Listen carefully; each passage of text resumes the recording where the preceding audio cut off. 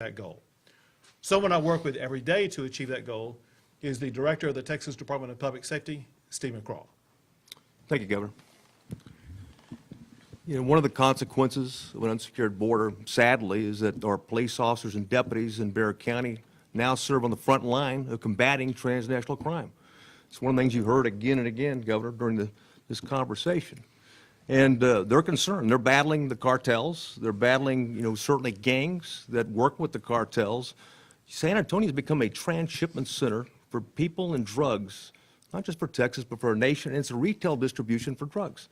So methamphetamine, cocaine, heroin, and now fentanyl, those things are readily available in our streets. And I know that our leaders, you know, certainly at the legislature and the county commissioner, they understand these things and the threat, and know these police officers do. And we're honored to be with them because they are battling on the front line. And the border, where do you draw it anymore? And it's really difficult to draw where that border is, that distinguishing part. And Governor, thank you for calling out TikTok. At the end of the day, you know, there's something despicable always in terms of when the cartels are involved, but when they recruit our children, okay, to engage in ongoing criminal activity at such an early age and put them in serious, dangerous positions and risk not only their lives, the lives of the migrants they're moving up, but also the citizens of San Antonio and Bexar County when they get in these bailouts. So, and thank you for always having the back for law enforcement officers. It means a lot to these men and women here. I know that, and God bless you for that, sir.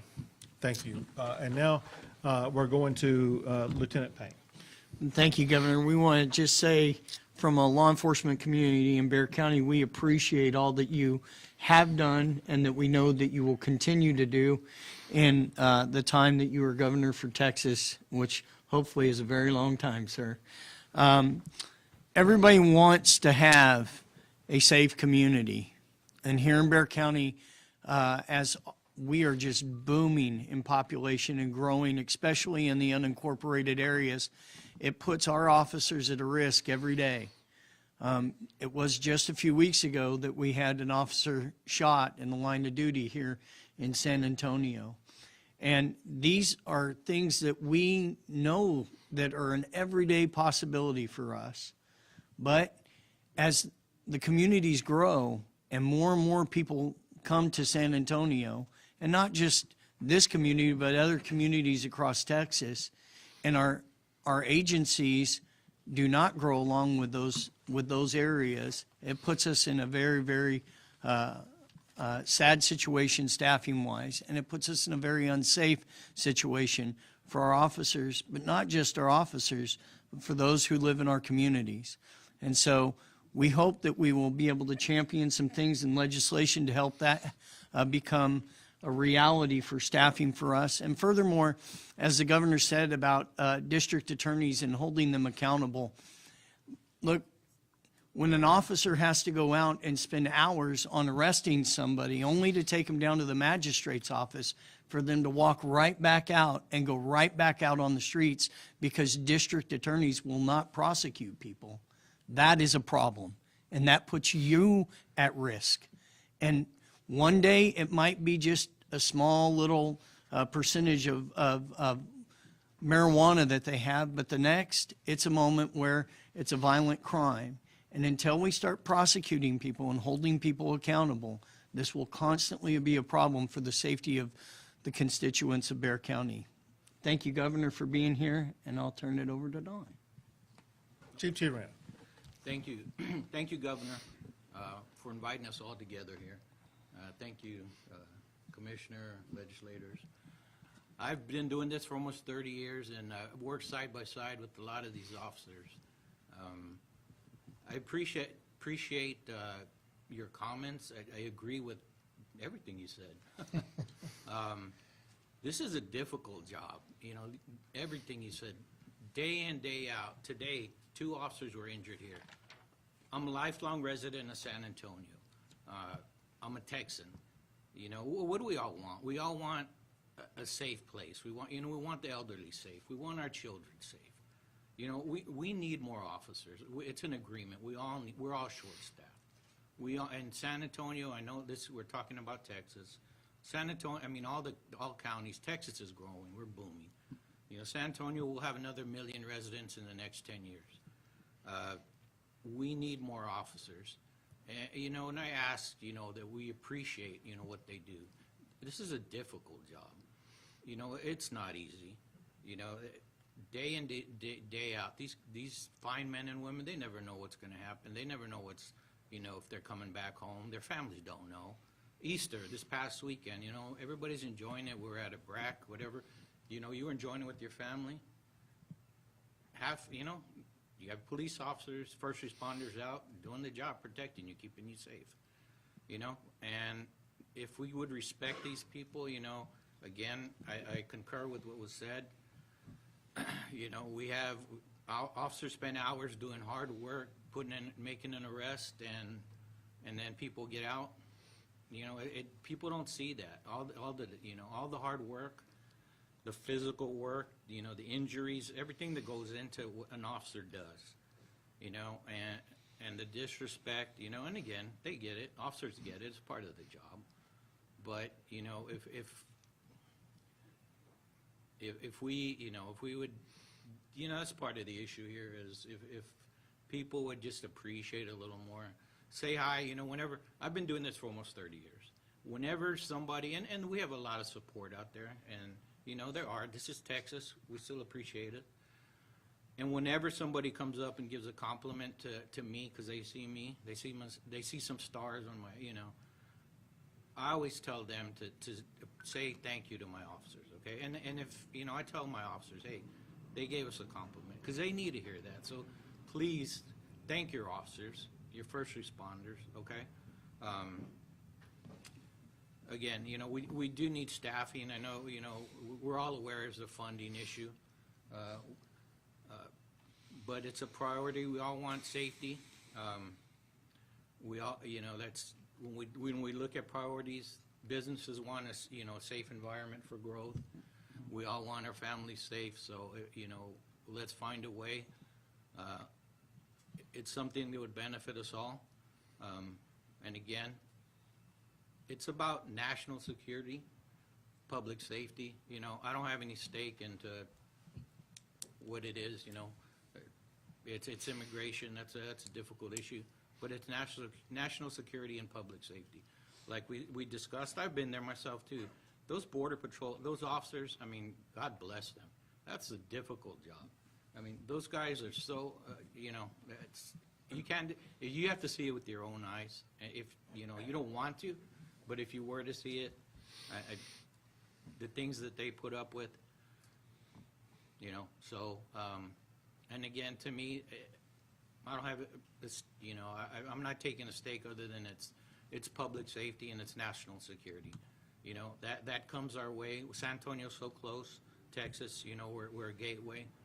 So, you know, we need to be aware of that. Think of your own families. Think of their safety. You know, we all want safety. So, Governor, I appreciate you getting us all together, you listening to us, and I appreciate it.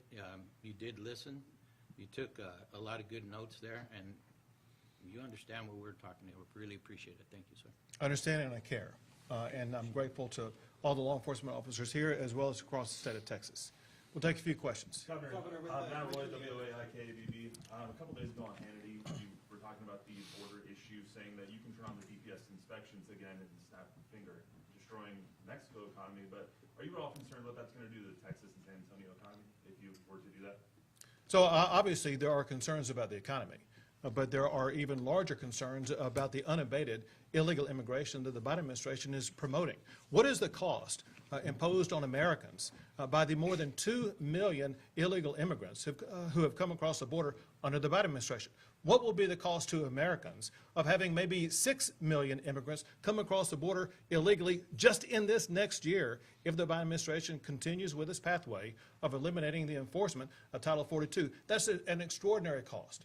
What's also extraordinary, this is the first president that I've ever known who has not lifted a finger to actually enforce the immigration laws passed by the United States Congress. Texans and Americans are bearing the cost of that. The Biden administration needs to step up and start enforcing the laws passed by Congress, period. Governor, I have two questions. Santiago, with Telemundo, quick question. I have two questions. The first one, you talk about the buses and the immigrants. Some of the immigrants that arrived to Washington, D.C. are very grateful that you gave them a free ride to the Northeast. Was that part of your plan to help the immigrants reach the final destination? And the second question is about Melissa Lucio. She's about to be executed next week for a crime that she said she didn't commit. There's new evidence. Do you know about the case, and when are you planning to say something about it? So first, with regard to the death penalty that could arise next week, and that is, I still have not received a report from the Texas Board of Pardons and Parole. That's a requirement for the governor to receive that before any action is taken. And when I receive that, I'll consider it and take whatever action I think is appropriate.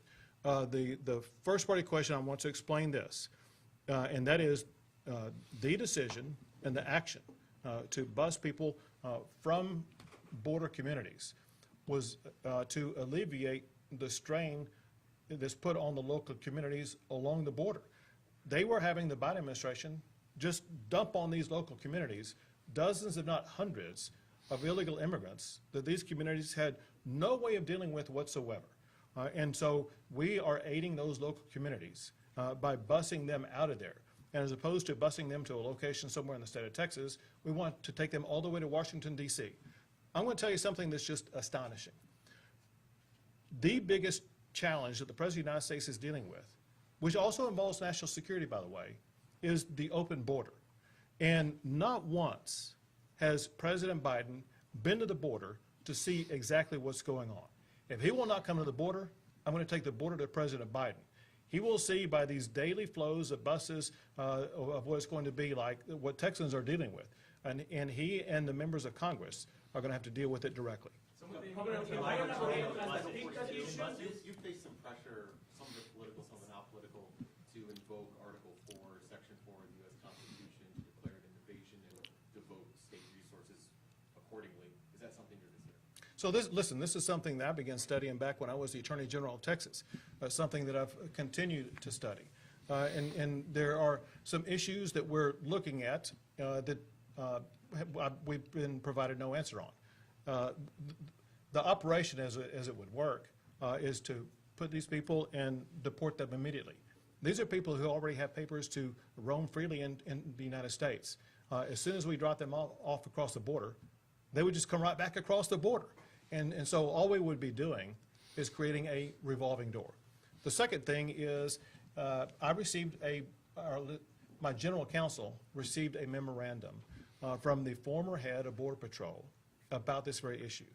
That memorandum had multiple references in there to understand that if we do use this strategy, it could expose law enforcement in the state of Texas to being prosecuted.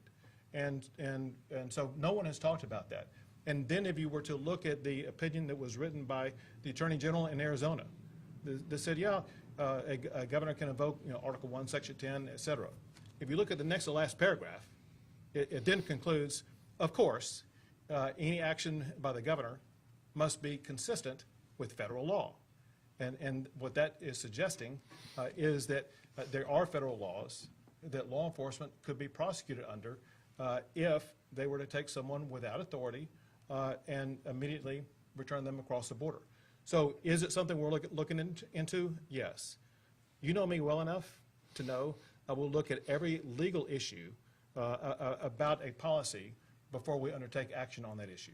Two more questions. Governor, what is specifically what the governors of Mexico promised you to try to deter, do something? Because remember, that border, that piece of land is also federal government issue.